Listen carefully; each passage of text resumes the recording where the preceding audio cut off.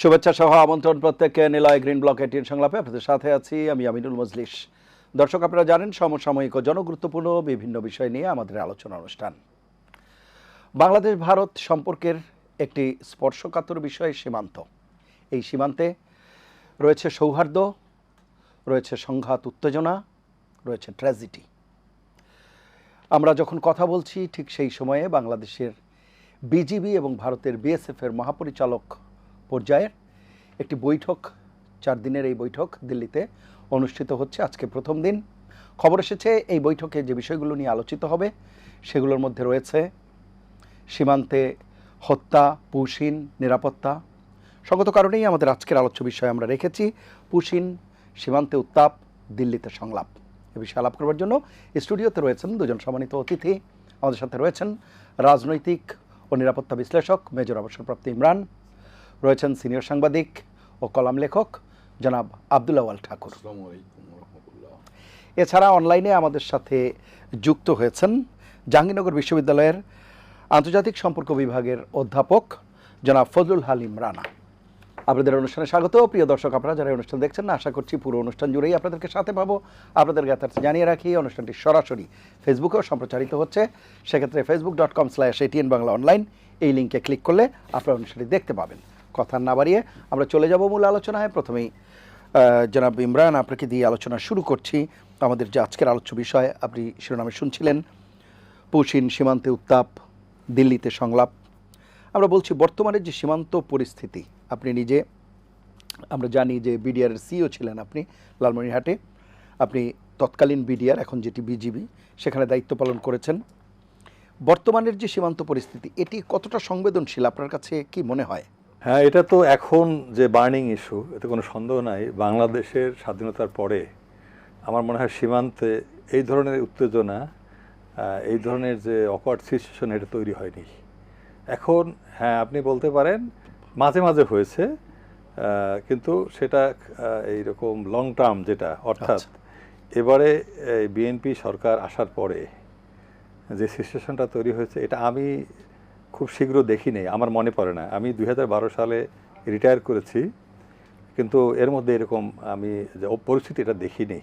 রাত দিন এখন বিডিআরকে সীমান্তে যেভাবে কাজ করতে হচ্ছে বা পাহারা দিতে হচ্ছে, জনগণ পাহারা দিচ্ছে। এটা সাময়িক একটা হয়তো সীমান্ত হয়েছে একটা জেলায়, বাট মানে প্রায় আমাদের সাথে ইন্ডিয়ার সাথে 32টা জেলা আছে।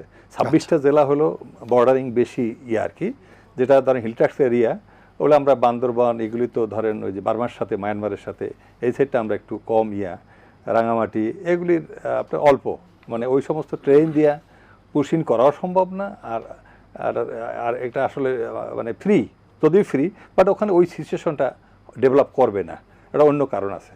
যাই হোক, আমি যেটা দেখতেছি, এটাকে যদি আপনি চিন্তা করেন, আমার কাছে মনে হয় সরকারের উপর একটা প্রেশার ক্রিয়েট করার জন্য বর্তমান সরকার। কারণ আপনি ইতিহাস ঘাটলে দেখবেন, যখন ভারত বান্ধব কোনো সরকার ক্ষমতায় ছিল, তখন কিন্তু ইন্ডিয়ার সাথে আমাদের সম্পর্ক এরকম হয় যে তখন কোনো সমস্যা থাকে না। কারণটা কি, ইন্ডিয়া যা চায় আমি ওইভাবেই কাজ করি, কথার কথা। এখন আপনি এটা আমি মানে আমার যেটা অ্যাসেসমেন্ট আমরা দেখেছি, বিএনপির আমলে আমি ছিলাম 2 বার বর্ডারে, সিও হিসাবে ছিলাম, জিএসও 2 হিসাবে ছিলাম, সেটা একটা সেক্টরের সেকেন্ড ম্যান, থার্ড ম্যান হিসাবে আমি ছিলাম। আমাদের অনেক ফ্ল্যাগ বিটিং করতে হয় তাদের সাথে, অনেক সমস্যা নিয়ে, ইস্যু নিয়ে। তো আমরা তখন দেখেছি তাদের যে অ্যাটিটিউড একরকম।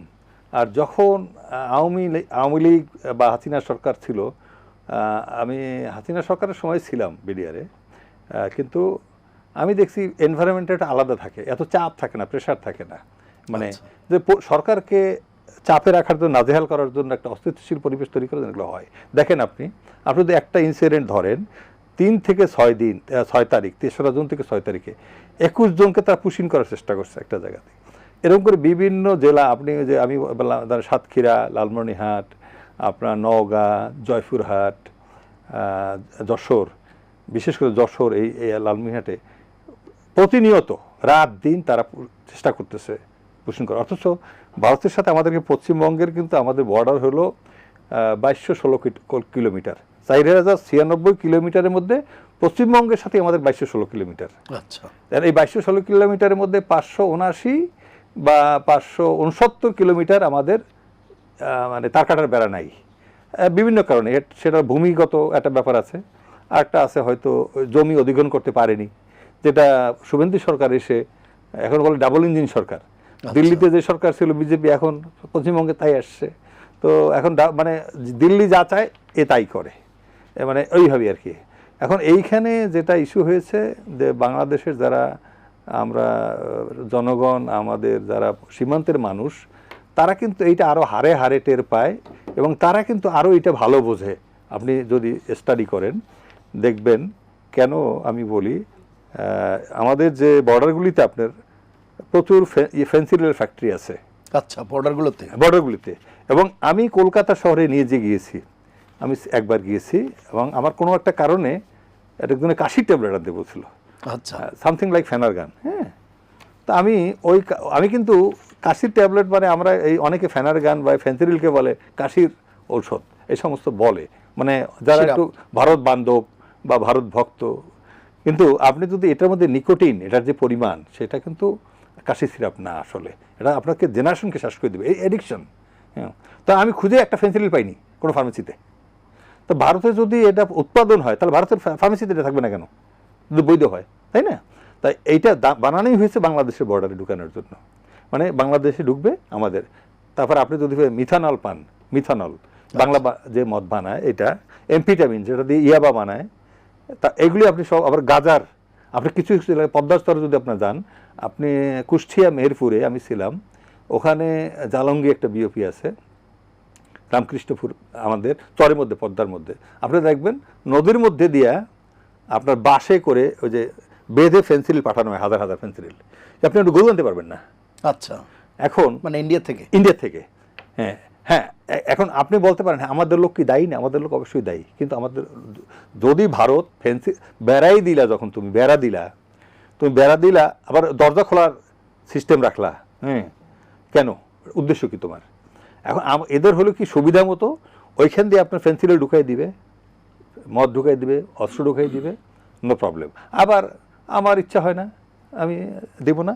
এই যে তাদের মন মানসিকতা, এটা আসলে আমাদের স্টাডি করার কিচ্ছু নাই। আমি খুবই, আপনি যদি আপনার অভিজ্ঞতা শেয়ার করেন বিগত বছরগুলির, একটা কম্পারেটিভ স্টাডি করলেই আপনি বুঝতে পারবেন। এখন দেখেন 2076 জনের একটা লিস্ট তারা দিয়েছে বাংলাদেশে হাসিনা সরকারের আমলে, 5 বছর আগে, এখন থেকে 5-7 বছর হয়ে গেছে না। এখন হাসিনা সরকার ছিল ভারতের একটা অত্যন্ত পছন্দের সরকার, তাই না? তাদেরই মদদের সরকার, তা আমরা সবাই জানি এটা। তখন তুমি এই 2076 জন লোকের বলতেছে, এখন আপনি দেখবেন ইন্ডিয়ানরা বলতেছে যে আমরা একটা তালিকা দিয়েছিলাম, সেই তালিকা মোতাবেক মানে বাংলাদেশের সরকার রেসপন্স করেনি। না, রেসপন্স করবে। এখানে বাংলাদেশ সরকার পক্ষ থেকে বলা হয়েছে যে এখানে নামের পুনরাবৃত্তি আছে প্রায় 450-র মতো, এরপরে একজনের শুধু নাম আছে, কোনো ঠিকানা বা অন্য কিছু নাই, এরকম আছে। হ্যাঁ, আমি এটাই বলতেছি না, আমি কেন বলতেছি, আমি দেখেন শেখ হাসিনার কাছে বা ওনার আমলে যা চেয়েছে তাই তো পেয়েছে না। তা আমার কথা হলো, উনি তাহলে 2000 লোককে যখন ফেরত দিবে বা 2076 জনকে ফেরত দিবে, উনি তো ওইটাও তো নিয়ে আনার কথা। শেখ হাসিনা এই দেশে মানে প্রধানমন্ত্রী থাকা অবস্থায় ভারতের মদদে বা খুবই পপুলার তার, কারণ হচ্ছে ভারত বাংলাদেশের মানুষ দরকার নেই, কিন্তু হাসিনাকে আমাদের দরকার, আওয়ামী লীগকে দরকার, কথার কথা। এখন তুমি যখন এই আমলে 2000 লোকের এখানে দিতে পারলা না, হ্যান্ড ওভার করতে পারলা না, মানে তোমার বান্ধব সরকার থাকতে, তো why you are referring that thing now? তুমি ওইটাকে এখন কেন? তো তুমি যেটা 5 বছর আগে দিলে, তোমার 3 বছর সময় ছিল না, 3 বছর এটা করা গেল না। এই জন্য আমাদের হয় কি যে আমাদের যে সমস্যাগুলি, এটা হলেও যে যখনই ভারতের মদতপুষ্ট বা ভারতের পছন্দের সরকার না থাকবে, একটু স্বাধীন চেতা, একটু চোখে চোখ রেখে কথা বলা, প্রতিবেশী হিসাবে বন্ধু হিসাবে গণ্য করা, বড় ভাইয়ের আদব কায়দার থেকে যদি আমি একটু মনে হয় যে আমার আদব কায়দা ঠিক নাই, উনিকে সমীহ করতেছি না, তখনই ওনার কষ্ট লাগে, তখন ওনারা আমাদেরকে করে কি প্রেশার দেয় এরভাবে। এখন আমার সাথে যদি পাকিস্তানের সম্পর্ক হয়, আমার তো স্বার্থে, আমার জাতির স্বার্থে, দেশের স্বার্থে আমি করবো না? তুমি আমার বন্ধু ছিলা, but now you are behaving like enemy. তাই এই জন্য একজনে বলে India is our friendly enemy, বুঝতে পারছেন? এই জন্য তুরস্কের সাথে আমার সম্পর্ক ভালো করতে হবে, তিনি সাথে আমার সম্পর্ক ভালো করতে হবে। আমি আসবো আবার আপনার কাছে, আমি শুনে আসি। আমাদের সাথে রয়েছেন জাহাঙ্গীরনগর বিশ্ববিদ্যালয়ের আন্তর্জাতিক সম্পর্ক বিভাগের অধ্যাপক জনাব ফজলুল হালিম রানা। জনাব ফজলুল হালিম রানা, শুনছিলেন আপনি। আমরা আজকের যে আলোচ্য বিষয় আমাদের যে পুশিন সীমান্তে উত্তাপ, দিল্লিতে সংলাপ, এইরকম একটি বাস্তবতায় আমরা জানতে চাচ্ছিলাম।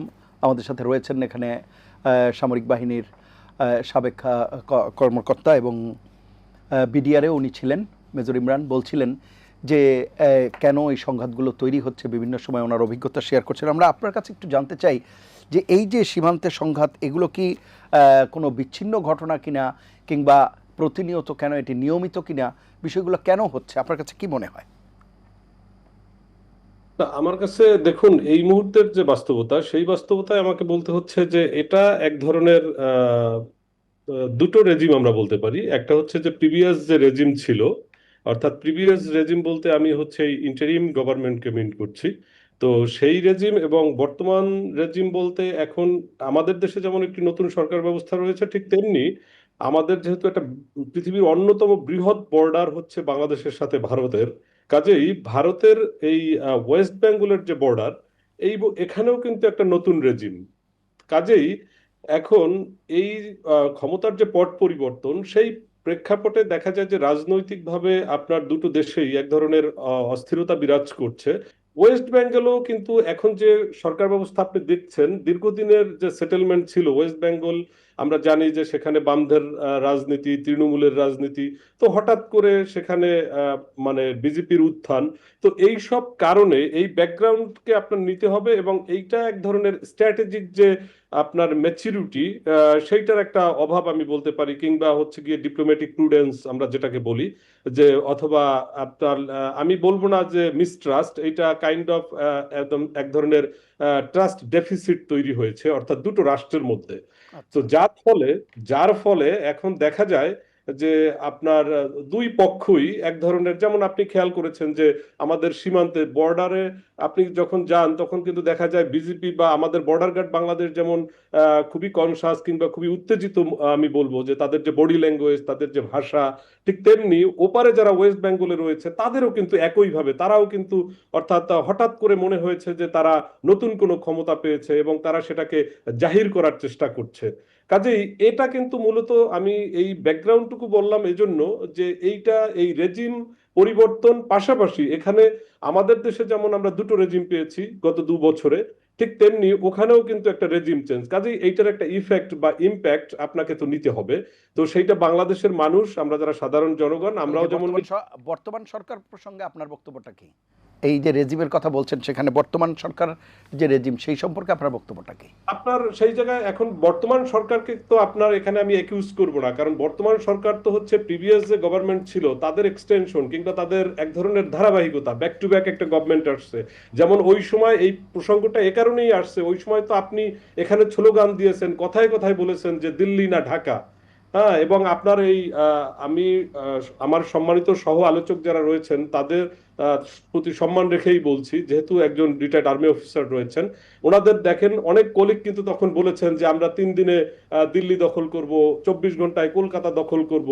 তো এই যে কথোপকথনগুলো, অর্থাৎ আপনি তো এক ধরনের পরিবেশকে উত্তপ্ত করেছেন। বাইলেটারাল যে রিলেশন থাকে একটা রাষ্ট্রের সাথে, একটা রাষ্ট্রের যে আপনার রেসপেক্ট থাকে, সৌহার্দ্যপূর্ণ সম্পর্ক থাকে, একের সাথে অন্যের যে আপনার ট্রেড থাকে, সেই জায়গাগুলো তো আমরা গত 1.5 বছরে, অর্থাৎ যে রেজিমটা ছিল ইন্টারিম, সেই সময় তো আমরা এটাকে নষ্ট করেছি, এবং সেজন্য যে আমরাই দায়ী সেটা না, তারাও করেছে। আমি কিন্তু শুধু কোনো একটা পার্টিকুলার রেজিমকে কিংবা পার্টিকুলার সরকার বা পার্টিকুলার দেশ, অর্থাৎ আমার দেশকে বলছি না।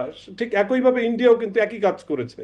তারাও সেটাকে কাউন্টার দিতে গিয়ে তাদের যে ওয়েস্ট বেঙ্গলের যারা পলিটিশিয়ান, তাদের যে আশফানল, এক এক সময় এক এক রকমের তাদের যে বক্তব্য, তারা ঢাকাকে একদম ভাসিয়ে দিতে পারেন, ডুবিয়ে দিতে পারেন, কিংবা কত রকমের বক্তব্য আমরা শুনেছি। কাজেই এই যে পরিস্থিতিটা তৈরি হয়েছে, আপনি যেভাবেই বলুন না কেন, এখন কিন্তু এই জায়গাটা থেকে আপনার যদি একটা মানে যেটাকে আমরা বলতে পারি যে একটা স্বাভাবিক কিংবা একটা দুটো রাষ্ট্রের সাথে যে সম্পর্কটা থাকার কথা, সেই জায়গায় সম্পর্কটা আবার পুনর্নির্মাণ করতে আপনাকে কিন্তু একটু টাইম দিতে হবে, সময় দিতে হবে। আমি আসবো আবার আপনার কাছে, আমি একটু শুনে আসবো। আমাদের সাথে রয়েছেন সিনিয়র সাংবাদিক জনাব আব্দুল আওয়াল ঠাকুর।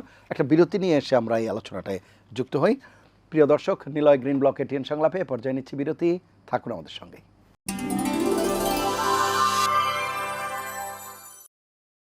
ফিরে এলাম নিলয় গ্রিন ব্লক এটিএন সংলাপে। এতক্ষণ সাথে থাকার জন্য ধন্যবাদ।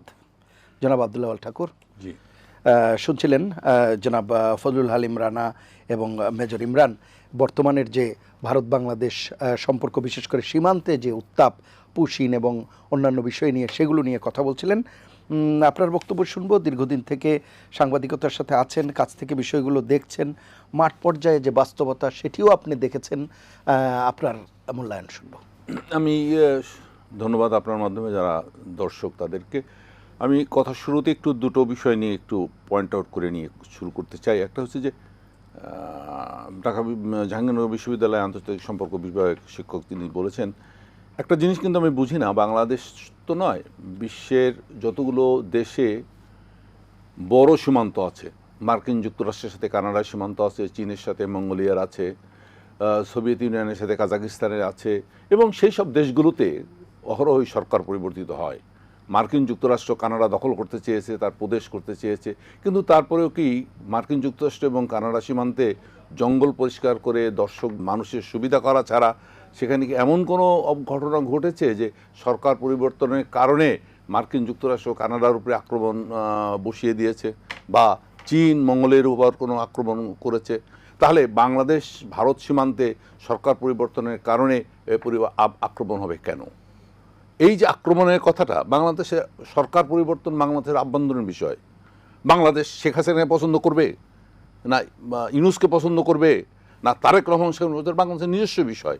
এই নিজস্ব বিষয়ের কারণে ভারত ক্ষুব্ধ হবে কেন? এই যে ভারতের ক্ষুব্ধতা, এই ক্ষুব্ধতার হচ্ছে তার দাদাগিরি, এই ক্ষুব্ধটা হচ্ছে তার মানসিকতা, এই ক্ষুব্ধটা হচ্ছে অসৎ প্রতিবেশী সুলভ মানসিকতা। এবারের আলোচনার মধ্যে আপনি দেখেন, এখন আলোচনাটা লম্বা করা যাবে না, কিন্তু তিনটা জিনিস দেখেন তারা কী করছে। শনাক্তকরণ করতে বলতেছে, পাঠানোর কথা বলছে, এবং মুছে ফেলা।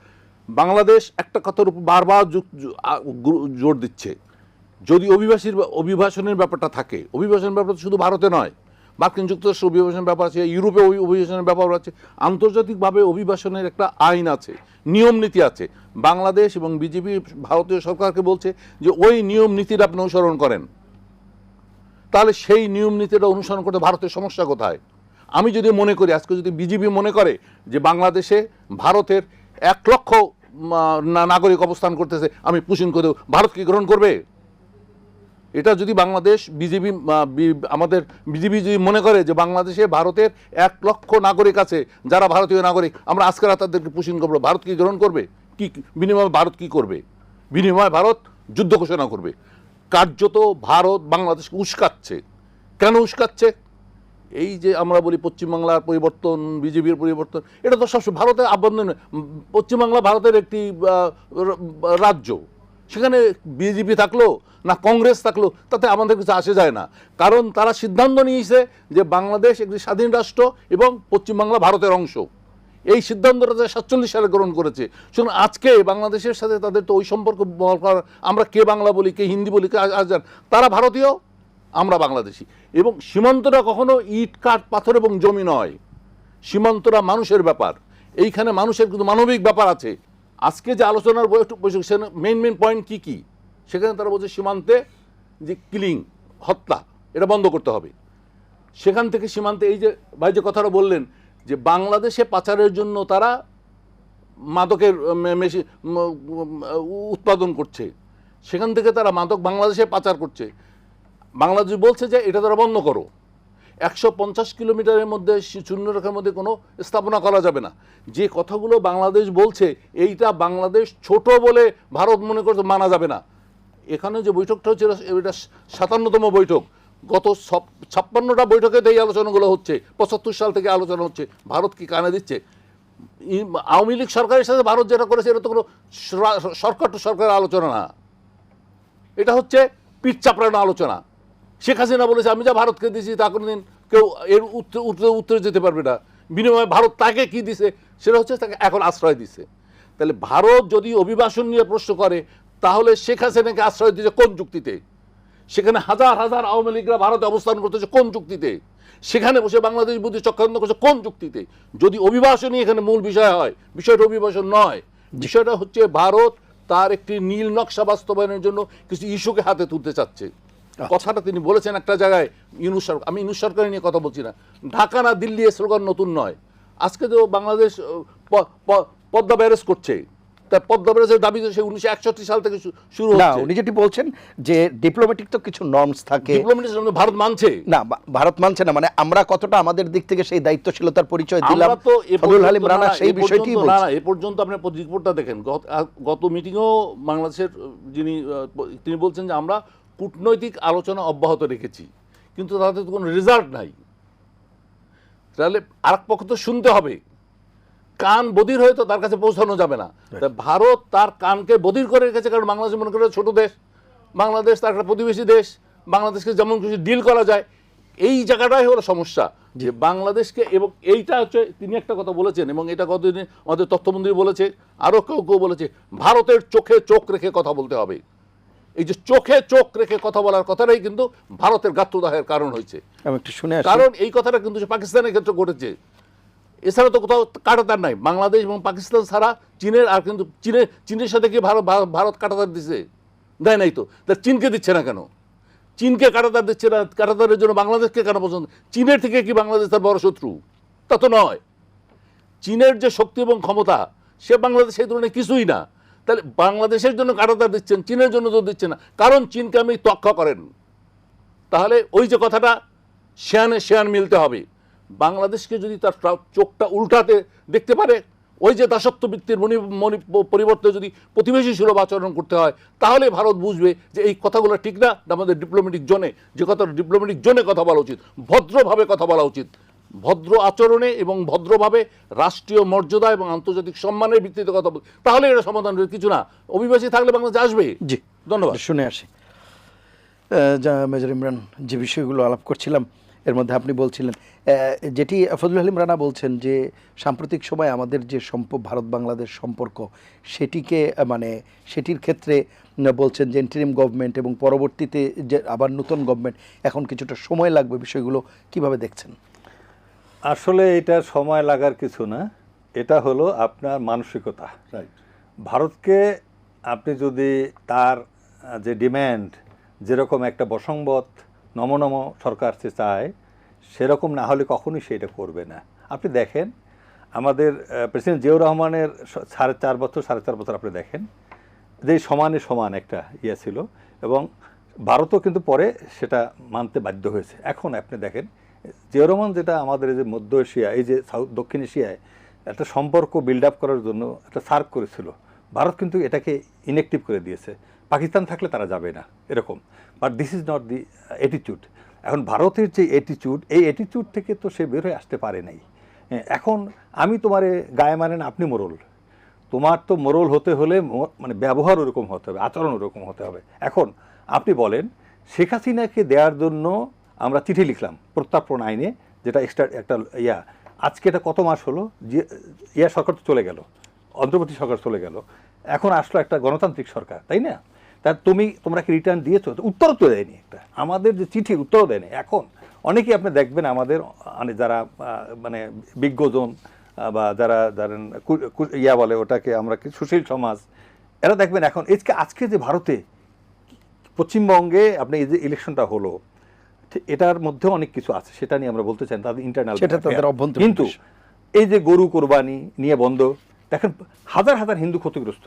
এবং আমি একজন হিন্দু সাংবাদিকের শুনছিলাম, 5,000 কোটি টাকা এই সময় হয়, লেনদেন হয়, 5,000 কোটি টাকার বিজনেস। এখন মুসলমানরা আমরা গরু কিনবো না, ইভেন দেন মুসলমানদের বাড়িঘর হামলা হচ্ছে, মসজিদে হামলা হচ্ছে। একটা মসজিদকে অলরেডি মন্দির বানানো হয়েছে 1 সপ্তাহ আগে। এগুলো নিয়ে তো আমাদের এই যে আতেলরা কথা বলে না রে ভাই বাংলাদেশের, তো why you are so poor, আমরা এতটুকু বোল্ড নাই কেন? আমাদের সত্য কথা বলতে বাধা কোথায়? হ্যাঁ আমরা কৌশলী হব, ডিপ্লোম্যাটিক হব, কিন্তু আমি তো কদমবুসি করতে যাব না। এখন আমার কথা হলো যে আমরা সমানে সমান না হতে পারি, but I have got self respect. আমি আজকে বিডিআরের 30,000 বিডিআর এখন আমাদের বর্ডারে ডিপ্লয়েড। আচ্ছা, এখন আপনি কুকি চীন অলরেডি আবার একটু মাথা ছাড়া দিয়ে উঠছে। মায়ানমারের প্রেসিডেন্ট এখন কিন্তু ইন্ডিয়াতে, দিল্লিতে। আপনি বুঝছেন যে ওরা ফ্রেন্ড। এই রোহিঙ্গা সমাধান আমাদের ভারত কি হেল্প করেছে? শেখ হাসিনা তো ছিল 15 বছর, একটা রোহিঙ্গা ফেরত পাঠাতে পারেনি। এখন আমার এই যে ভারতকে দিয়ে আমার লাভটা কি বন্ধুত্ব করে? আমরা তো তার সাথে বন্ধুত্ব নষ্ট করতে চাই না, আমরা তো সুপ্রতিবেশী তাকে চাই, কিন্তু সে কি সুপ্রতিবেশীর মতো আচরণ করতেছে?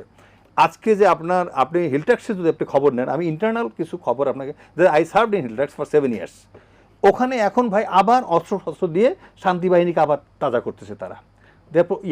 এখন এই যে মানে পরিস্থিতি ক্রিয়েট করা, একটা ভলাটাইল সিচুয়েশন তৈরি করা, সরকারকে বিপদে ফেলা, যে তুমি এসে আমার পায়ে পড়বা, আমি বললে আসবা। আমাদের দেশের একজন সেনাপ্রধান হবে, কথার কথা, তাকে ইন্ডিয়া ভিজিট করে আসতে হবে। ডিজিএফআই প্রধান হলে তাকে ইন্ডিয়া যেয়ে ভিজিট করে আসতে হবে। আমাদের সরকার প্রধান হলে তাকে ইন্ডিয়া যেয়ে ভিজিট আগে করতে হবে, চায়নায় করতে হবে না, আগে ইন্ডিয়া যেতে হবে। কেন? It is our affair, internal affair. আমি চায়নায় যাবো না, আপনার পারসেপশন থেকে বলছেন, তাই না? এই যে না মন্ত্রী, এটা তো পারসেপশন থেকে বলছেন। পারসেপশন আমি দেখতেছি না, আমরা দেখি নাই, আমরা তো দেখেছি ভাই, দেখেই বলতেছি আমরা। এখন আমরা যারা আজকে রিসেন্টলি একটা আপনার উদাহরণ দেই, আমাদের ইউএন জেনারেল অ্যাসেম্বলিতে আমাদের ডক্টর খলিল সাহেব প্রেসিডেন্ট হলো 81তম অধিবেশনে, তাই না? এখন একসময় হুমায়ুন রশিদ চৌধুরী ছিল 41তমতে। এখন এটা তো আমার একটা বিশাল অর্জন, আমাদের একটা সম্মান। কিন্তু এখানে ভারত আমাদেরকে ভোট দেয়নি, অথচ আমার প্রতিবেশী। এখানে সাইপ্রাসকে তারা ভোট দিয়েছে। এখন এই যে আমাদের যে অর্জন, বাংলাদেশের ফোকাস, আমার আন্তর্জাতিক পরিমণ্ডল, ডক্টর ইউনূস কখনো কি কোনো রং কথা বলেছে?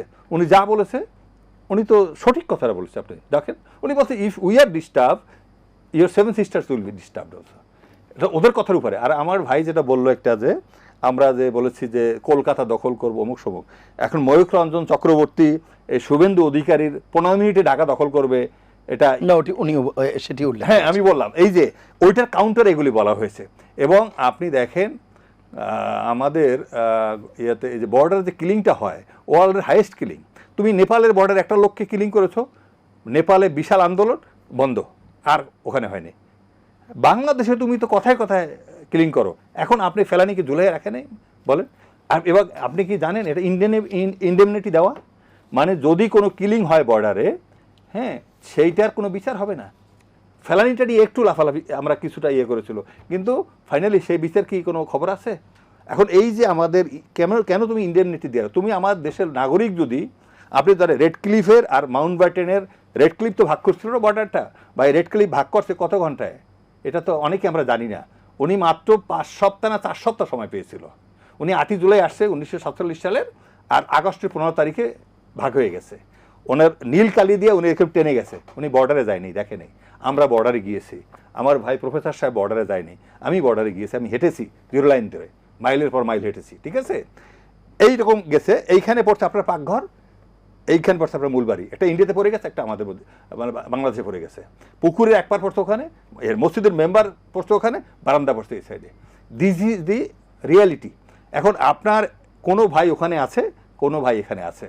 আপনি এখানে যখন এইটা বাস্তবে আপনি না আপনার হবে, এটা কিন্তু আপনি কখনো বুঝতে পারবেন না, এই যে মানুষ কেন যায়।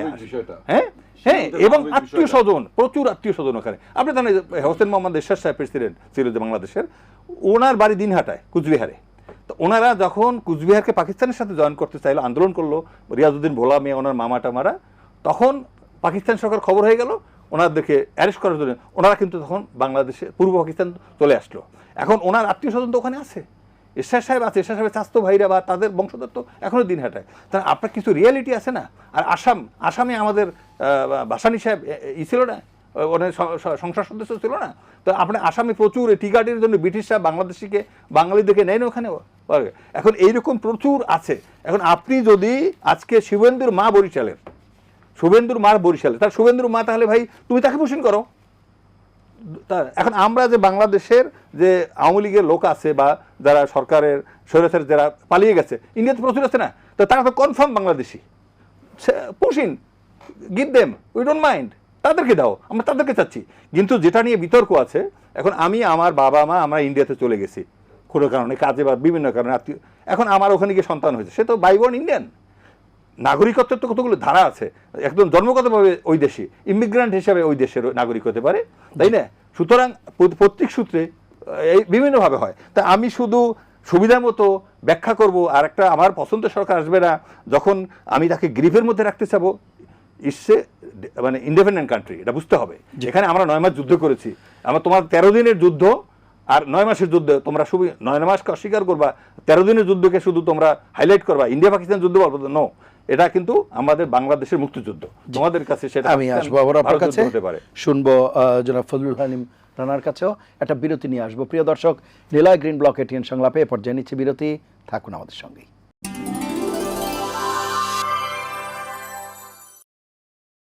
ফিরে এলাম নিলয় গ্রিন ব্লক এটিএন সংলাপে। এতক্ষণ সাথে থাকার জন্য ধন্যবাদ। জনাব ফজলুল হালিম রানা, যে বিষয়টি আলাপ করছিলাম, এই যে ভারত বাংলাদেশ সীমান্তে এখন যে উত্তেজনা বা বিগত সময়ে যে বিষয়গুলো হয়েছে, এর মধ্যে দায় আপনি বলছিলেন যে দুপক্ষেরই আছে, তারপরও সরকারকে বিভিন্ন সময়ে বেকায়দায় ফেলার জন্য যেটি বলছেন মেজর ইমরান এবং আব্দুল আওয়াল ঠাকুর, সেই বিষয়গুলো যে সরকারের সাথে সম্পর্কের তিক্ততা বা সরকারকে আস্থায় না আনা, সেই বিষয়গুলোকে কিভাবে দেখেন? না, দেখুন, প্রথম কথা হচ্ছে যে আমি ফরেন পলিসিকে জনপ্রিয়তা নয় বরং প্রজ্ঞা দিয়ে বিচার করাকে গুরুত্বপূর্ণ মনে করি, এবং পাশাপাশি ফরেন পলিসি স্লোগান নয় বরং এখানে কৌশল গুরুত্বপূর্ণ। ঠিক তেমনি এটা আবেগের বিষয় নয়, বরং জাতীয় স্বার্থই হচ্ছে গিয়ে আপনার প্রায়োরিটি পাওয়া বা মূল নির্দেশক হওয়ার কথা, অর্থাৎ আমরা যে ফরেন পলিসি নিয়ে কাজ করি। আর একজন সম্মানিত আলোচক যেটা বলছিলেন যে ডিপ্লোম্যাটিক নর্মস, ভ্যালুস বা এটিকেট, কিন্তু এটা বলার পরেই তিনি অন্য একটি রাষ্ট্রকে, সেটি ভারত হোক আর যেই হোক, যে ভাষায় বা যে শব্দ চয়নে কথা বলেন, তো আসলে আপনার এই ধরনের শব্দ চয়নে একই অনুষ্ঠান আমার জন্য কন্টিনিউ করা খুবই বিব্রতকর, কারণ আমি একাডেমিয়ার মানুষ, আমাদের আসলে আমি পলিটিশিয়ান না বা আমি জার্নালিস্টও না। কারণ আমি মনে করি কোনো রাষ্ট্রকেই ডিসরেসপেক্ট করা in a formal form, this is not fair, প্রথম কথা। দ্বিতীয় কথা হচ্ছে গিয়ে আপনার আমাদের যে বর্ডারের ইস্যুটা আসছে, সেটা হচ্ছে যে বাংলাদেশের সাথে ইন্ডিয়ার বর্ডার রয়েছে, বাংলাদেশের সাথে এটা সত্য, পাকিস্তানের যেমন বর্ডার রয়েছে, চীনের রয়েছে, আবার চীনের সাথে হচ্ছে পৃথিবীর অন্যতম বৃহৎ বর্ডার আপনার রাশিয়ার রয়েছে, ইউএস এর সাথে মেক্সিকোর রয়েছে, যেগুলো উনি রেফারেন্স হিসেবে দিয়েছেন। কিন্তু পাশাপাশি এটাও সত্য, এই বর্ডারগুলোতে কখনোই আপনি হিউম্যান ট্রাফিকিং বলেন, ইলিগাল আর্মস বলেন, গুডস বলেন, এই ট্রাফিকিং কিন্তু হয় না, যেটা আমাদের এখানে হয়। এখন এটার জন্য বাংলাদেশ দায়ী নাকি ইন্ডিয়া দায়ী, সেই আলোচনাটা ভিন্ন প্রেক্ষাপট। বাট আমার প্রসঙ্গটা হচ্ছে এখানে যে এই ঘটনাগুলো যখন ঘটে, আবার ঠিক একইভাবে আপনি যখন দেখবেন যে আপনার একটা রাষ্ট্রে যখন রেজিম চেঞ্জ হয়, তখন রেজিম চেঞ্জের দিন যদি আপনি, যিনি সরকার প্রধান হন, তিনি যদি অন্য রাষ্ট্রের সার্বভৌমত্ব নিয়ে টান দেন, আমি 7 সিস্টার ভেঙে ফেলবো, গুড়িয়ে দেব আমরা প্রয়োজনে, এবং সেটাকে আপনি যদি বলেন যে না এটা কোনো ওনারাও তো বলেছে, এখন আমি বরং বলতে পারি যে ওই ওয়েস্ট বেঙ্গলের কোথাকার কোন নেতা কি বললো না বললো সেটা তো আমি আমলে নেব না, আমি আমলে নেব ভারতবর্ষের প্রাইম মিনিস্টার কি বলে, বাংলাদেশের প্রাইম মিনিস্টার কি বলে। তো আমাদের চিফ অ্যাডভাইজার তো এগুলো বলেছেন এবং আমরা তো এগুলো শুনেছি, কাজে এগুলো তো ইগনোর করার সুযোগ নেই। এটা গেল একটা বিষয়। আর একটা বিষয় হচ্ছে গিয়ে আপনার একটা প্রসঙ্গে তিনি বলেছেন যে আমরা মানে যেটাকে বলে সার্ককে হচ্ছে গিয়ে ইন্ডিয়া এক ধরনের কলাপস করেছে, কিংবা ইন্ডিয়ার কারণে অসহযোগিতার কারণে পারফর্ম করতে পারেনি। তাহলে ওয়াইসি কেন পারফর্ম করেনি? আমি তো এই প্রশ্ন আপনাকে করতে পারি। ওয়াইসি কি তাহলে ইন্ডিয়া নিয়ন্ত্রণ করছে? আবার যদি সেটাই হয়, তাহলে আমার আবার একটা প্রশ্ন রয়েছে, সেটা হচ্ছে এরকমের যে আপনি যখন হচ্ছে গিয়ে আপনি চীনকে রেফারেন্স দিবেন, আপনি রাশিয়াকে রেফারেন্স দিবেন, আপনি কানাডাকে রেফারেন্স দিবেন, কিংবা মেক্সিকোকে রেফারেন্স দিবেন, তাহলে ওই রাষ্ট্রগুলোর যে বেসিক প্রিন্সিপাল ফরেন পলিসির, বাংলাদেশেরকেও তো সেটা আমলে নিতে হবে। কখনো কি শুনেছেন যে সেই সব রাষ্ট্রের রাষ্ট্রপ্রধানরা কিংবা সরকার প্রধানরা তার বাইলেটারাল রিলেশন রয়েছে কিংবা বর্ডার রয়েছে, সেই রাষ্ট্রগুলোকে এই ধরনের ভাষায় কেউ আঘাত করে কিংবা আক্রমণ করে? এমনটা কখনো শুনেছেন বা কেউ জানেন এরকমটা? আমার প্রসঙ্গটা হচ্ছে যে যখন আপনি ফরেন পলিসি এই কারণে আমরা বলি, বা ইন্টারন্যাশনাল রিলেশনস আমরা এই কারণে বলি যে এইটা কোনো মুখরোচক বিষয় নয়, এটা কোনো পাড়ার গল্প নয়, এবং এইটা বাজার বা সভা সমিতির আলোচনার বিষয় নয়। ইন্টারন্যাশনাল রিলেশনস আর foreign policy itself is academia. কাজেই আপনাকে এটা নিয়ে আলোচনা করতে হলে একাডেমিক ভাবেই করতে হবে। আপনি যখন বলবেন যে হচ্ছে গিয়ে আপনার কি জানি হচ্ছে শেখ হাসিনার সাথে অনেক সুসম্পর্ক ছিল, অর্থাৎ আমাদের মানে আওয়ামী লীগের প্রধানমন্ত্রী যিনি ছিলেন সেই সময় একটা সুসম্পর্ক ছিল, তাহলে কেন আমরা রোহিঙ্গা পাঠাতে পারলাম না, তাই না? একজন আলোচক কিন্তু বলেছেন। জি। তো আপনি ঠিক আছে, ওনার সাথে অনেক সুসম্পর্ক ছিল, সে কারণে পাঠাতে পারেননি, আপনার কথার মানে দাঁড়ায় এটা। তো তাহলে খুব খারাপ সম্পর্ক প্রফেসর ইউনূস সাহেবের সাথে ছিল, তাহলে উনি কেন পাঠাতে পারলেন না? উনি তো ঈদের নামাজ পড়ে জাতিসংঘের মহাসচিবকে নিয়ে টুপি মাথায় দিয়ে ওনারা মুনাজাত করলেন, এবং আমরাও এক্সপেক্ট করলাম যে এই দেশের অন্তত এই বিপদ থেকে আমরা মুক্ত হব, কিছু রোহিঙ্গা হলেও অর্থাৎ মিয়ানমারে ফেরত যাবে। একজনও কি গিয়েছে? বরং সেই ঘটনার পরে আরো লক্ষাধিক রোহিঙ্গা বাংলাদেশে প্রবেশ করেছে। কাজেই এইখানে ব্যক্তি ইউনূসকে টেনে কথা বলা, কিংবা একজন যে কোনো প্রাইম মিনিস্টার, সেটা আপনার মরহুম প্রেসিডেন্ট আপনার জিয়াউর রহমান হতে পারে, শেখ মুজিবুর রহমান হতে পারে, কিংবা কারণ এদের জিয়াউর রহমানের আমল থেকেই এটা শুরু, কিংবা আমরা খালেদা জিয়ার কথা বলতে পারি। এখানে আমার স্টেট রিপ্রেজেন্ট কে করে সেইটা ইস্যু না, ইস্যুটা হচ্ছে যে এখানে যারা অ্যাক্টর রয়েছে, যারা কাজ করছে, আমরা কিভাবে এটাকে রিপ্রেজেন্ট করতেছি, সেটা খুবই ইম্পর্টেন্ট বিষয়। আর একটা বিষয় হচ্ছে গিয়ে আমার মনে হয়েছে এখানে যে আলোচনায় উঠে আসছে, এটা আমার একটু বলা দরকার। একজন সম্মানিত আলোচক বলেছেন যে আমাকে মানে কেন্দ্র করে যে আমি কখনো বর্ডারে যাইনি। আমি আপনাকে খুব বিনয়ের সাথে বলি, এই ধরনের হিউমিলেটিং অ্যাপ্রোচ কিংবা কাউকে এই রকমের ব্যক্তিগত আক্রমণ করে কথা বলা আমার মনে হয় অনুচিত। কারণ হচ্ছে আমি বর্ডারে কত সময় কাটিয়েছি আমার জীবনের, কিংবা আমি কি কি গবেষণা করেছি, আমার আপনার এই বিষয় নিয়ে কথা বলার সময় অন্তত উচিত ছিল এটা আমার কাছ থেকে একটু জানা, কিংবা এটা একটু খুঁজে বের করে তারপরে এই কথাটা বলা। কারণ আপনি একদম গয়রহ বলে দিলেন যে উনি কোনোদিন বর্ডারে যায় নাই, আপনি গেছেন। ওয়েল, আপনি গেছেন, কিন্তু গিয়েছে আপনি দেখেছেন, সেইটা কি আপনার মনে হয়েছে যে মেক্সিকো এবং ইউএস এর বর্ডার আর বাংলাদেশ এবং ইন্ডিয়ার বর্ডার একই বর্ডার? আমার তো মনে হয় না। কারণ হচ্ছে কি, আমি যে কথাটা বারবার ফোকাস করতে চাচ্ছি, যে ইন্টারন্যাশনাল রিলেশনসে যেসব অ্যাক্টর কাজ করে, সেই জায়গায় দুটো রাষ্ট্রই, আমি আবারও বলছি যে যেমন ওয়েস্ট বেঙ্গল আমি এক্সাম্পল দিছি, যে আমার কাছে মনে হয়েছে যে সেন্ট্রাল যে গভর্নমেন্ট কিংবা তাদের যে কেন্দ্রীয় যে সরকার, তাদের থেকে এই সরকারের আস্ফানল বেশি এবং তাদের বক্তব্য বেশি, এবং তাদের নিয়ে যেমন একজন আলোচক ইতিমধ্যেই বলেছেন এক জার্নালিস্টের নাম, এবং এটা সত্য, এবং তারা এগুলো করেছে। ঠিক একইভাবে আমাদের এখানেও যারা এখানে এই কাজগুলো করার ফলে আপনি তো একটা পরিবেশ উত্তপ্ত করেছেন, এবং সেইটার মাসুল দিচ্ছে এখন বরং সরকার। সরকার কিন্তু এটাকে সেটেল করার জন্য সে সময় নিচ্ছে, এবং সে কিন্তু আপ্রাণ চেষ্টা করছে। আপনি ভারতের যে সরকার এখন রয়েছে এবং বাংলাদেশের যে সরকার রয়েছে, দুই সরকারই কিন্তু আন্তরিকভাবে এই সম্পর্কটাকে রিবিল্ড করা কিংবা রিপেয়ার করার চেষ্টা করছে, এবং হুইচ ইজ আমি বলবো যে এটা খুবই লজিক্যাল, এবং সেটাই হওয়া উচিত। কারণ আমাদের সীমান্তে হত্যার ইস্যু রয়েছে, এটা সত্য, পুশিন রয়েছে, এটা সত্য, পানি বন্টন ইস্যু রয়েছে, এটা সত্য। ঠিক তেমনি রাজনৈতিক পট পরিবর্তনের ফলে এক ধরনের পলিটিক্যাল আনস্টেবল সিচুয়েশন তৈরি হয়, সেটাও আপনাকে মানতে হবে, সেটাও আপনাকে এডমিট করতে হবে।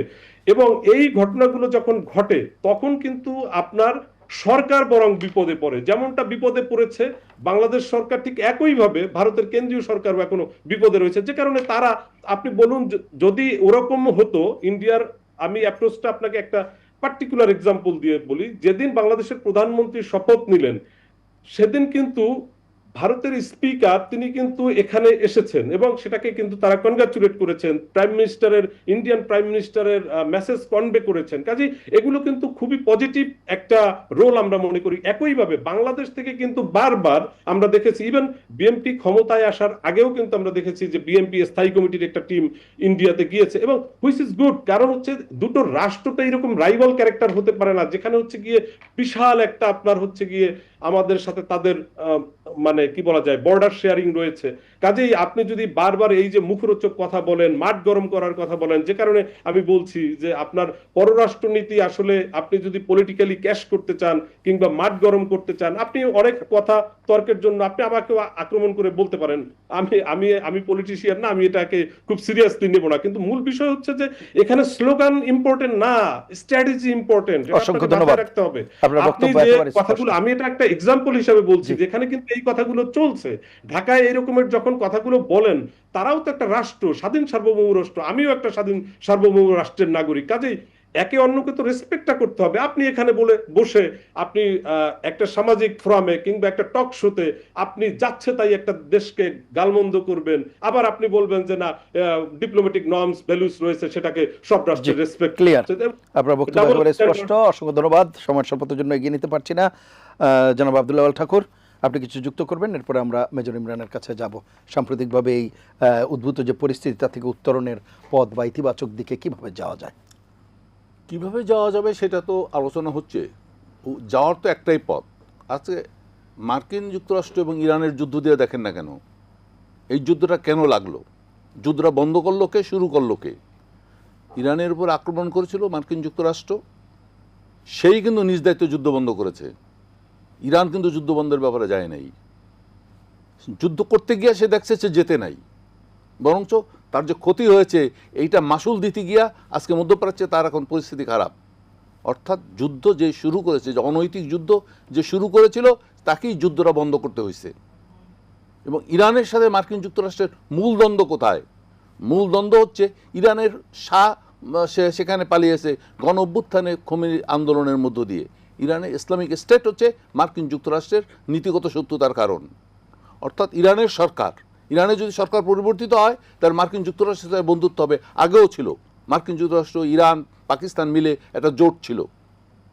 এই যে মার্কিন যুক্তরাষ্ট্রের এই কথাটা আমি এই কারণে বলছি যে হাজার হাজার মাইল দূর থেকে সে যুদ্ধ করছে ইরানের সাথে, মনে করেছিল সে তার মতো করে। ভারতের সাথে বাংলাদেশের যে সম্পর্কটা, এর মূল সূত্রটা কি? ডিপ্লোম্যাটিক কথা বলি, তাত্ত্বিক আলোচনা করি, যাই বলি, কথাটাকে যদি এভাবে বলি, আজকে সীমান্তকে উত্তপ্ত করা হচ্ছে রাজনীতিতে জনগণ কর্তৃক বহিষ্কৃত, ঘৃণিত, নিন্দিত এবং উৎখাত করা একজন শাসককে আশ্রয় দিয়েছে, যা তাদের কাছে এখন বোঝা বলে মনে হচ্ছে। তাকে ভেতরে আন্দোলনের মাধ্যমে প্রবেশ করিয়ে দেয়া, যদি আমি এভাবে ব্যাখ্যা করি, তাহলে কথাটা কি দাঁড়াবে?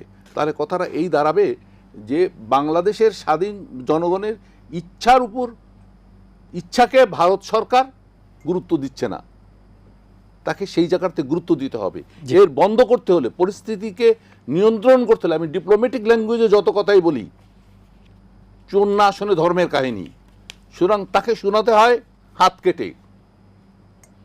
সুতরাং প্রতিবেশীর সাথে, সুতরাং প্রতিবেশীর সাথে আচরণ করতে হবে। প্রতিবেশী সুলভ, যদি সে সৎ প্রতিবেশী হয়। এখানে প্রতিবেশীর হক যদি আদায় করতে হয়, তাহলে একজন অসৎ প্রতিবেশীর সাথে সৎ প্রতিবেশী ডিল করতে পারে না। মসজিদের ইমাম যখন নামাজ পড়ায়, চোর তখন জুতা চুরি করে। চোর ঠেকাতে হলে ক্যামেরা লাগবে, এটা আপনাকে বুঝতে হবে। প্রতিরক্ষা ব্যবস্থার কথা বলেন, ডিপ্লোম্যাটিক নর্মসের কথা বলেন, জনগণের শক্তির কথা বলেন, সবচেয়ে বড় কথা হতে সৎ প্রতিবেশী আগে হতে হবে। ভারতের আগে নিজে সৎ, এটা প্রমাণ করতে হবে। তাহলে কিন্তু বাংলাদেশ তো আক্রমণ উপরে নাই, কোনো কিছুতে নেই। বাংলাদেশ কোনো বিবেচনাতেই আক্রমণের জায়গায় নেই, আত্মরক্ষায় আছে। তাহলে আত্মরক্ষার এই প্রক্রিয়ায় বাংলাদেশের উপর চাপ প্রয়োগটা, এটা হচ্ছে তাদের পররাষ্ট্র নীতিও সাপোর্ট করে না। সেই কারণে আমি মনে করি যে কথাটা আপনি বলছেন, সে কথা এক লাইনে শেষ করতে চাই, যে সমস্যাটা ভারতকে বুঝতে হবে যে সীমান্তটা শুধুমাত্র ইট কাঠ পাথর নয়, এখানে মানুষের আচরণ আছে, এবং এই মানুষের আচরণগুলোকে বিবেচনায় নিয়ে তাকে বিবেচনা করতে হবে। এবং বাংলাদেশের সাথে তার সৎ প্রতিবেশী আচরণ করলেই এই সমস্যার সময়, এবং যে কাজগুলো তারা ভিন্ডিকটিভলি করছে, এই ভিন্ডিকটিভ অপারেশন থেকে ফ্রেন্ডলি অপারেশনের মধ্যে তাকে যেতে হবে। এটা একমাত্র তাদের সরকারই পারে, এটা বাংলাদেশ তো পারবে না। অসংখ্য ধন্যবাদ। জি মেজর ইমরান, শেষ করবো আমরা। আসলে আমি যেটা বলবো সেটা হলো, ভারতের আমাদের যে সদিচ্ছা, আমাদের সরকারের প্রচণ্ড সদিচ্ছা আছে। আমি যেটা দেখতে পাচ্ছি প্রথম থেকে, দেখেন আপনার, আমরা অনেক কিছুই বলি, কিন্তু এগিয়ে আসতে হয় কে? যে বড় প্রতিবেশী, যে বড়, যার সেই ইনফ্লুয়েন্স আছে, আছে। এখন আপনি আমাকে শুধু দাবাতে চাবেন। আমি ডক্টর ইউনূস স্বাধীনচেতা মানুষ, উনি কথা বলেছে, যে সমস্ত ভাষা ব্যবহার করেছে আমার ভাই প্রফেসর সাহেব, ডক্টর ইউনূস ওইভাবে কথা বলে নাই, কারণ ওনার অনেক প্রজ্ঞা, উনি একটা ইন্টারন্যাশনাল ফিগার। উনি যে কথা বলেছে সেটা ভারতের কারণেই বলেছে, ভারতের কথার উপরে বলেছে। সুতরাং আমরা যেটা মানে ডক্টর ইউনূস কেন পারলো না, doctor how many days he was in the chair. Doctor Yunus তো একটা অন্তর্বর্তী সরকার, এবং এই আজকের বিএনপি বলেছিল, সবাই বলেছে উনি একটা ইলেকশন দিবে, চলে যাবে। তো এখন ওনার সময় কতগুলি আন্দোলন হয়েছে, কতগুলি কি হয়েছে, তো ওনাকে কি শান্তিতে থাকতে দেওয়া হয়েছিল? এখন এবং ইন্ডিয়া এটাও বলেছে এই অন্তর্বর্তী সরকারের সাথে তাদের সম্পর্ক, তারা স্বাভাবিক সম্পর্ক থাকবে, কিন্তু এটার উত্তরণের কোনো নির্বাচিত সরকারের সাথে নাই। এখন তো নির্বাচিত সরকার আসছে, তাই নির্বাচিত সরকার এসে এমন কিছু করে নাই ভারতের বিরুদ্ধে। তো why they are not coming ahead? এখন তারা কেন আরো বরং সমস্যা ক্রিয়েট করতেছে আমরা মনে করি। এখন দেখেন, এই জিনিসগুলি যদি আমাদের যারা জ্ঞানী লোক, তারা শুধু আপনি একাডেমিক বা সাইডে যেই হন, গ্রাউন্ডে কিন্তু কাজ করতে হবে। আপনি বর্ডারে ছিলেন না, বর্ডারে আমি ছিলাম, আমি না, উনি বলছে উনি গিয়েছেন। গিয়েছে, কিন্তু ওনার থাকা আমার থাকা তো এক না। না, সেটা না হোক। আমি let me finish please. I did not tell you brother. Let me না, না, উনি let me যেটি finish. বলছে আমরা কি শুনি? হ্যাঁ, উনি গিয়েছে, আমি শেষ করি একটু, let me talk. I have told him I have gone on ground. আমি জিরো লাইন থেকে হেঁটেছি।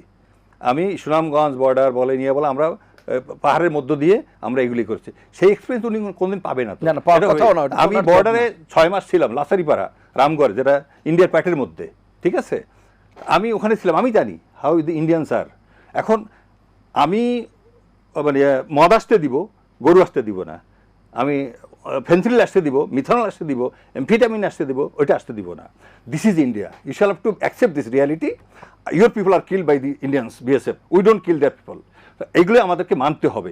আপনি যদি আপনার দেশের জনগণের জীবন যে নিয়ে যাচ্ছে একটা ইন্ডেমনিটি পাস করা, সেই দেশের আপনি কি বিশ্বাস করবেন তাকে? যেখানে একটা সরকার আসছে আমাদের ইলেকশনের মাধ্যমে, এত বিপুল একটা ম্যান্ডেট নিয়ে আসছে, সেই সরকারকে তারা কোঅপারেট করতেছে না। They should have cooperated. তারপর আমরা যদি দেখতাম এই সরকার ইন্ডিয়ার সাথে ওরকম এনিমিটি করে, কোনো অনার করে, ডক্টর ইউনূসকে অনার করেন নাই, বর্তমান সরকারকে অনার করেন। এত আমাদের 1400 মানুষকে মেরে চলে গেছে, শত শত হাজার কয়েক হাজারকে পঙ্গু করেছে, আমরা তাকে ফেরত চাচ্ছি। আমরা পেতে পারি না? এটা গণতান্ত্রিক সরকার না, এটা তো মিলিটারি সরকার না রে ভাই, এটা তো অন্তর্বর্তী সরকারও না। তো এই পজিটিভ, শেষ করবো এই পজিটিভ সিগন্যালটা আমরা তাদের কাছে আশা করি। They did not even response, they did not reply. ধন্যবাদ জনাব। আরেকবার, হ্যাঁ, আমি একটা লাইন শুধু যোগ করতে চাই। ফজলুল হালিম রানা, আমরা শেষ করব আপনার বক্তব্য দিয়ে। আচ্ছা, আমার প্রথম কথা হচ্ছে যে আমি আবারও সম্মানিত সহ আলোচকের ভুল ভেঙে দিতে চাই। ওনার যে বক্তব্য তাতে মনে হয় যে বাংলাদেশের যারা নাগরিক তাদেরকে বর্ডার স্টাডি করতে হলে সবাইকে আর্মি জব করতে হবে এবং ওখানে গিয়ে 6 মাস বা 1 বছর জব করতে হবে। দিস ইজ নট ফেয়ার, এবং এটা কোনো আর্গুমেন্ট না, এটা কোনো লজিক না। বেসিক্যালি যে যার প্রফেশন থেকে ইভেন কোনো নাগরিক না গিয়েও সে স্টাডি করতে পারেন, সেটা তার নিজস্ব বিষয়, প্রথম কথা। দ্বিতীয় কথা হচ্ছে, আমি যেটা বলতে চাচ্ছি সেটা হচ্ছে যে দেখুন, আমরা ইন্টারন্যাশনাল রিলেশনসে কিংবা পলিটিক্যাল সায়েন্সে একটা টার্ম ইউজ করি, সেটা হচ্ছে ম্যারিজ অফ জিওগ্রাফি। এই ম্যারিজ অফ জিওগ্রাফি যেটা হচ্ছে কানাডার সাথে আমেরিকার রয়েছে, আমেরিকার সাথে মেক্সিকোর রয়েছে, আপনার পাকিস্তানের সাথে ইন্ডিয়ার রয়েছে, ইন্ডিয়ার সাথে বাংলাদেশের রয়েছে, কিংবা বাংলাদেশের সাথে ইন্ডিয়ার রয়েছে। এটা হচ্ছে এক ধরনের জিও পলিটিক্যাল নেসেসিটি। এবং এই কম্পালশন, অর্থাৎ জিও পলিটিক্যাল কম্পালশন আপনার যখন তৈরি হবে কিংবা ইন্টার ডিপেন্ডেন্স যখন তৈরি হবে, ব্রাদার, আপনার অন্য কোনো অপশন নাই। আপনার এই পৃথিবী যতদিন থাকবে আপনাকে ইন্ডিয়াকে নিয়েই চলতে হবে, এবং ইন্ডিয়ারও বুঝতে হবে যে তাকেও বাংলাদেশকে, নেপালকে, ভুটানকে, ইভেন তার হচ্ছে পাকিস্তানকে নিয়েই তাকে চলতে হবে।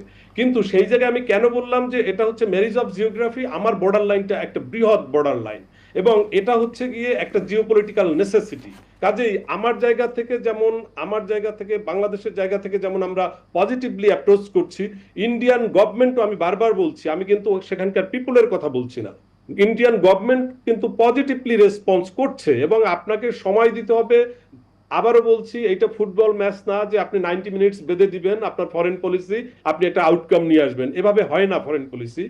You have to understand brother, এখানে আপনাকে সময় দিতে হবে, এবং দিন যত যাবে এটা সেটেল ডাউন হবে, এবং আপনি নিশ্চিত থাকুন এইভাবে বাংলাদেশ এবং ইন্ডিয়ার বর্ডার থাকবে না। একটা সময় এখনকার আমাদের পূর্বসূরীরা যেটা করেছেন, আমরা যারা নতুন করে আসবো কিংবা এর পরের যে জেনারেশন আসবে, সেই সময় নিশ্চয়ই সুন্দর একটা প্রতিবেশীমূলক সম্পর্ক হবে।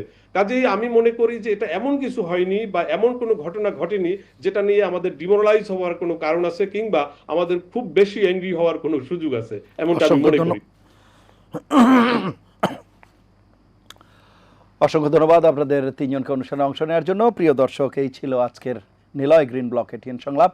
আমরা আলাপ করছিলাম বাংলাদেশ ভারত সীমান্ত পরিস্থিতি নিয়ে। বৈঠকে ঘোষণা আসে, আবার বিভিন্ন আশ্বাসও আসে, কিন্তু সেগুলো কতটা বাস্তবায়ন হয় সেটিই হচ্ছে বিষয়। এখন দিল্লিতে যে বৈঠক হচ্ছে, সেই বৈঠকেও আমরা দেখব হয়তো বিভিন্ন ঘোষণা আসবে, আলোচনা আসবে, কিন্তু সেগুলোর বাস্তবায়ন আমরা দেখতে চাই, এবং সেই ক্ষেত্রে দুপক্ষকেই সহনশীল ভূমিকা পালন করতে হবে এবং এগিয়ে আসতে হবে। তবেই যে সম্পর্কের টানাপোড়েন, সেই জায়গা থেকে একটি ইতিবাচক ধারায় উন্নীত হবে বাংলাদেশ ভারত সম্পর্ক। সবাই ভালো থাকবেন, সুস্থ থাকবেন, আশা করি এটিএন বাংলার সঙ্গেই থাকবেন। আল্লাহ হাফেজ।